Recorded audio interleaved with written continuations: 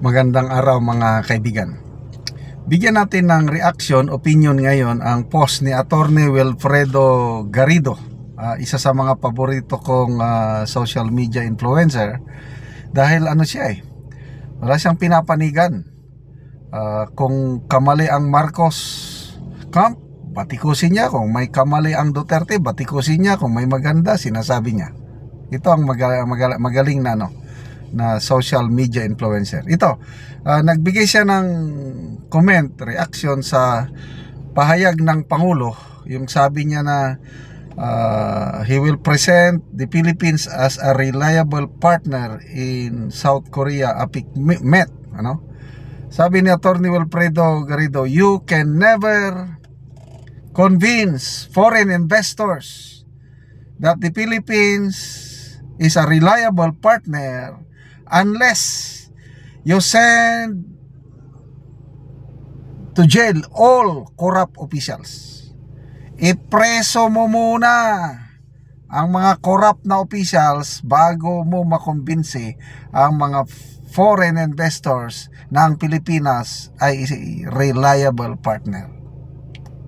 And I truly agree with the point of view of Attorney Wilfredo Garrido. Ito, sa Inquirer.net na balita, Marcos to present Philippines as reliable partner in South Korea APEC Met.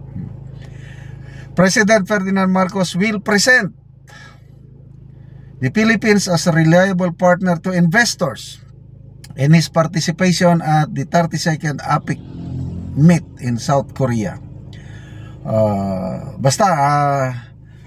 Yung isang kong post, nagsalita siya na nagmakaawa siya sa mga humingi siya ng tulong. Mamuhunan naman kayo sa mga Pilipino. It's a passionate call for investors. Kasi nga ito, maluwang na ang kuwan ng APEC, Asia Pacific Economic Cooperation So, ito na yung pagkakataon na ito na mamuhunan. Actually, noon pang pag-upo niya, more than 3 years na, yan na yung kanyang direksyon. Siya daw yung parang salesman, kung ano pa. Binebenta niya ang Pilipinas sa mga mamumuhunan para mamuhunan dito. May pangako rin siya sa mga Filipino community sa South Korea na pinapaganda na natin ang Pilipinas.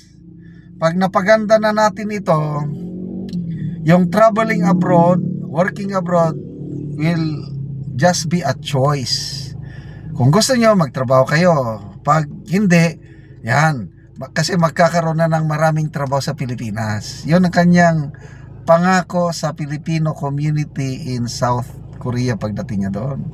And maalala ko pa, noon pang kampanyahan, campaign period nung May 2022 election before, yan na yung sinasabi niya.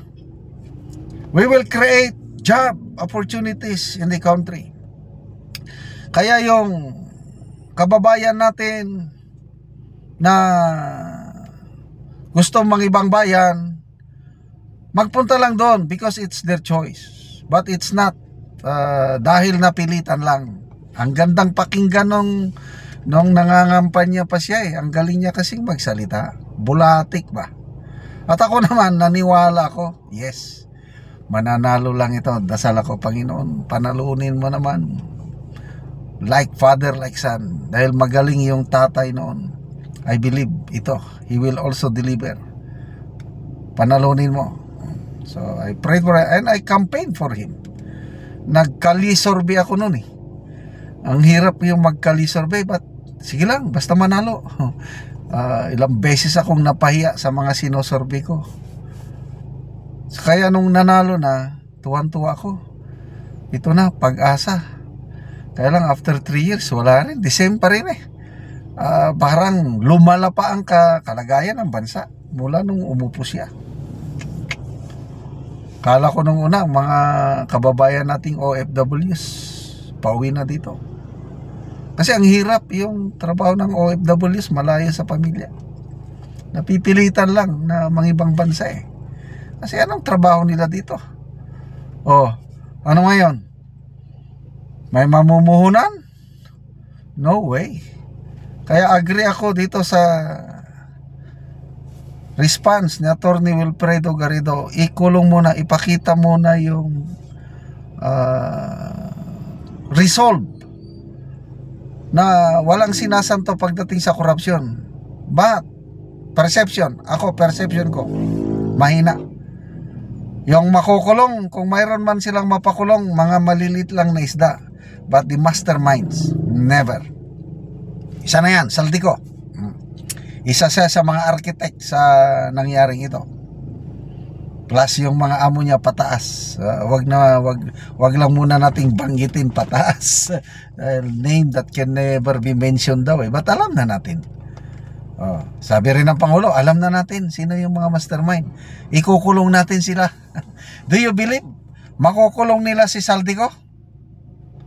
I don't think so. Kasi kung seryoso pa sila, kung noon pa sana kinancel na ang passport, yan, maniwala pa ako. Ngayon,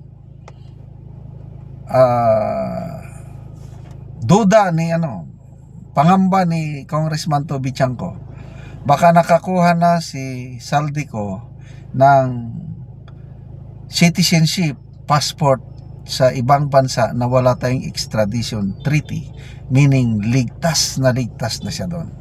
So paano pa makukulong si Saldico?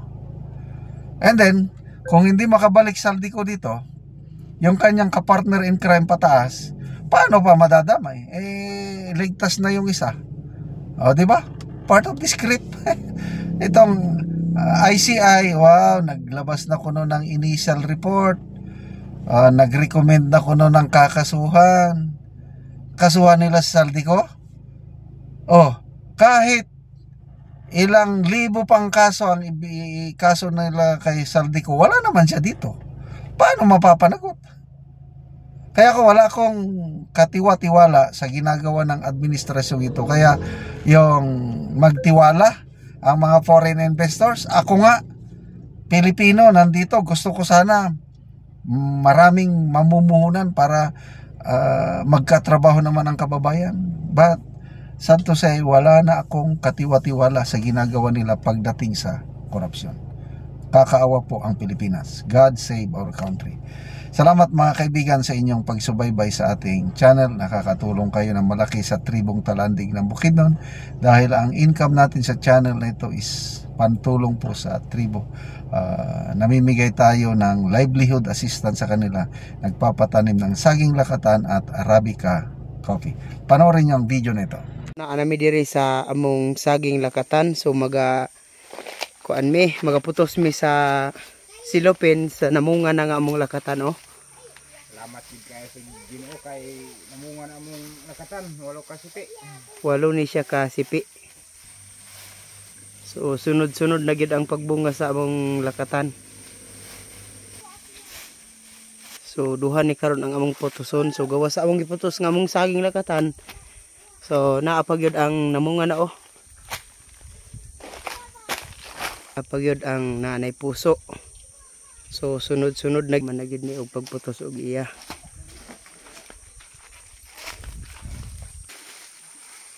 So walo gyapon ni ka sipi. So mga dagko gyud ang yang bunga.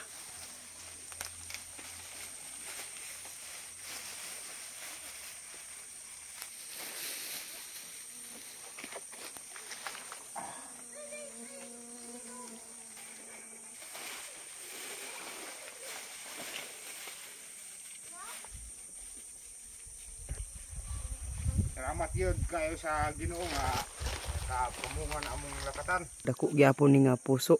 So kinig ihapit na pud ni among putuson. Gawa sa among saging lakatan upod ni among tanom nga kape. So 1,000 ni ang among tanom nga kape karon. Ug karon maupod ni ang tanom ni Mano Iking nga saging lakatan nga namunga na. So sunod-sunod dagit ang pagpamunga oh. Sininasad ang hapit na pudputuson ni Manoy Iking. So maupod ni ang unang tanom ni Manoy Boy nga namunga na. So akong bisitahon ang ikaduha niyang tanom nga lakatan. So mauna ni ang ikaduhang tanom ni Manoy Boy nga lakatan. So namunga na gihapon. So maupod ni ang tanom ni Manoy si Dreno nga iyang saging lakatan ang una niyang tanom. Ug mao ni kadtong ikaduha niya ng tanom ni Manoy si Dreno nga namunga na gihapon. Ug maupod ni kadtong pinakauna namo nga tanom nga saging lakatan. So salamat kayo sa Ginoo ug sa suporta sa among pagpananom sa kape ug sa lakatan. Hinaot nga magpadayon pa ang inyong pagsuporta.